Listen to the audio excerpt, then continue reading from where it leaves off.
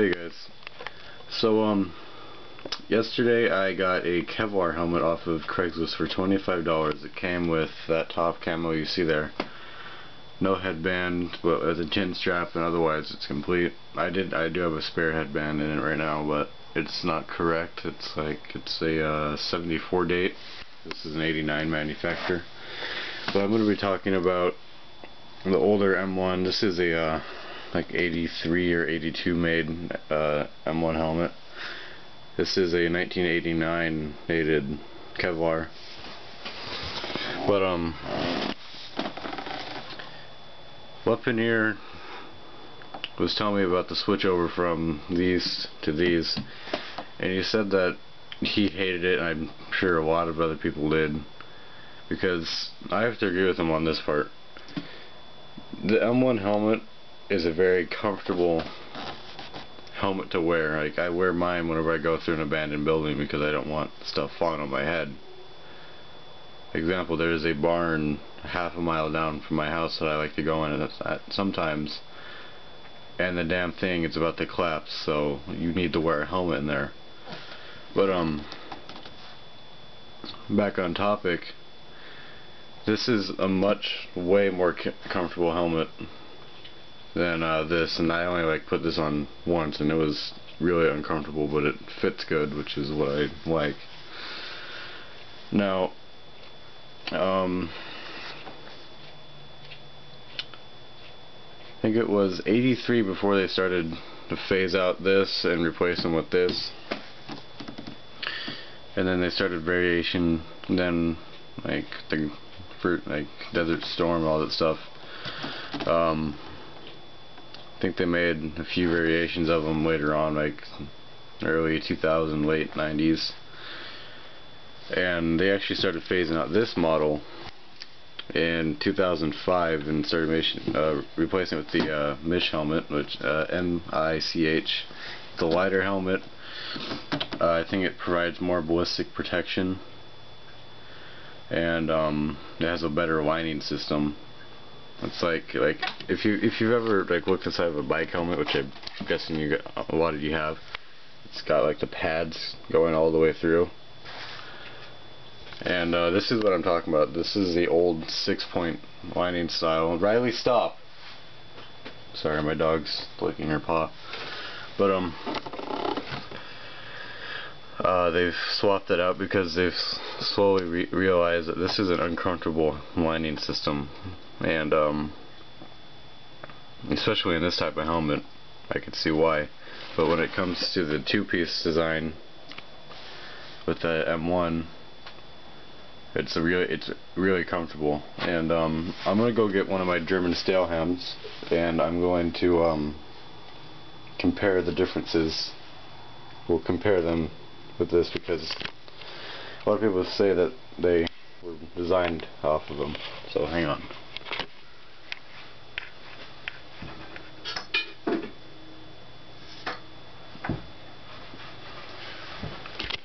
Okay, so what we have here is a M35.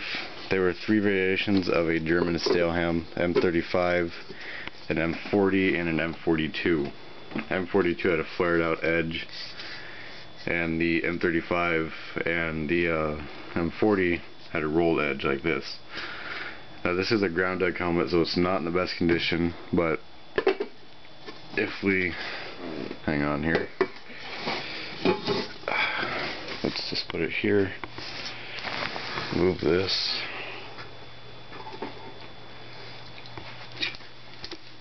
They're gonna notice that they kind of look the same. So let me move some stuff. Alright, let me sit down.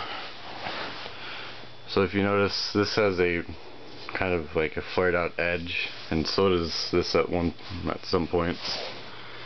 It has a somewhat similar roll out here, and a lot of people say that this type of helmet was pretty much designed off this system of a helmet here.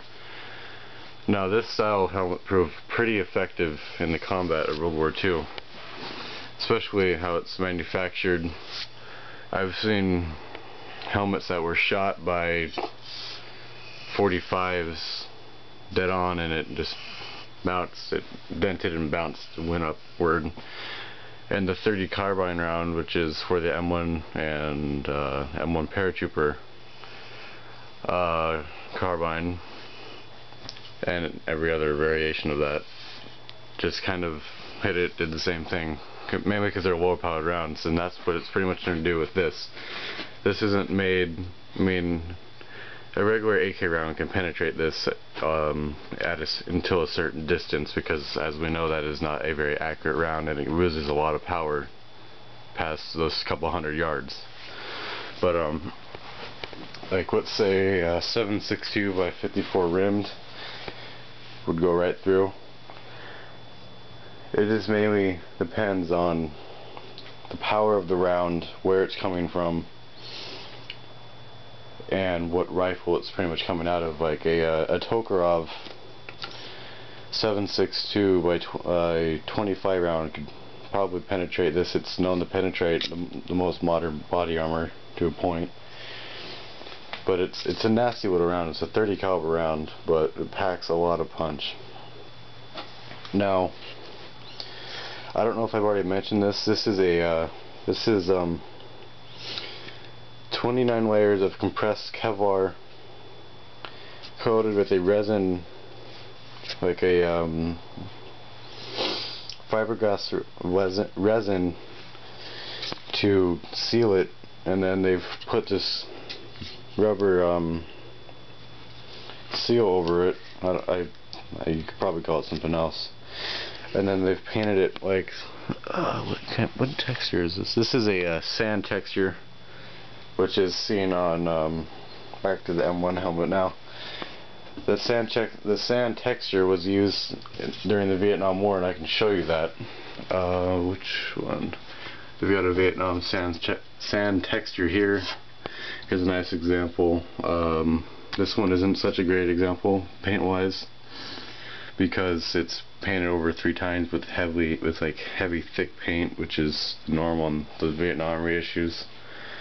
But regarding the camo on these, you could have a helmet band for them, and I have one right here. This is what they call cat eyes, and believe it or not, these actually glow in the dark. Let's try that out. Here's my light switch. Yeah, see, it's glowing right now.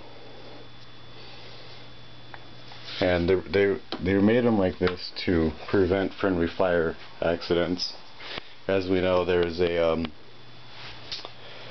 very famous, I think he was a college or somewhat NFL football player that was killed in a friendly fire incident in Iraq about 5 or 6 years ago.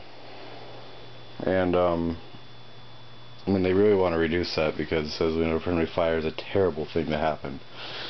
And I can't even speak. Any army, Axis or not, I mean, we're talking like I'm talking World War II here. Friendly fire was terrible. Because not only have you killed your buddy, you're probably going to get sent. You're probably going to get in a lot of trouble for doing that, but even though it was by accident. But you could, if you like, back to this, regarding minor bands, you can swap them from M1 helmets, but it won't be a correct helmet band, because the one that comes with most Kevlars will not be sewn here. It's just kind of, you can wop it around. This is a 74 dated sweatband that I've shot with a 22 a few times. There's one there.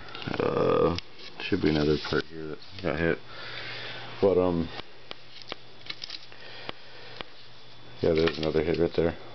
But anything like under a 45, this will probably protect you from. But mainly, their goal was to protect from shrapnel, falling debris, rocks, all that stuff, because the slightest head injury can take you out of action for a bigger period of time.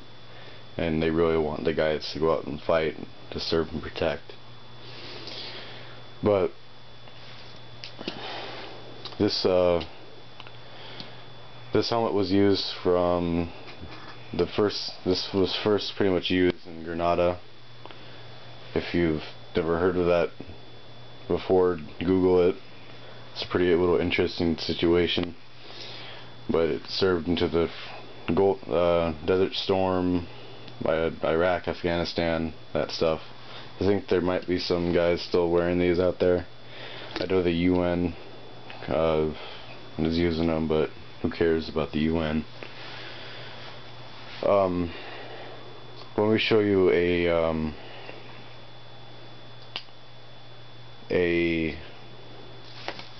World War II liner system, because it's gonna somewhat look like this. So let's move. Oh, if you're wondering what this is, I think I've shown it before. This is a World War I trench fighter. Let's move the steel shell. Alright, this is a World War II front seam swivel bale.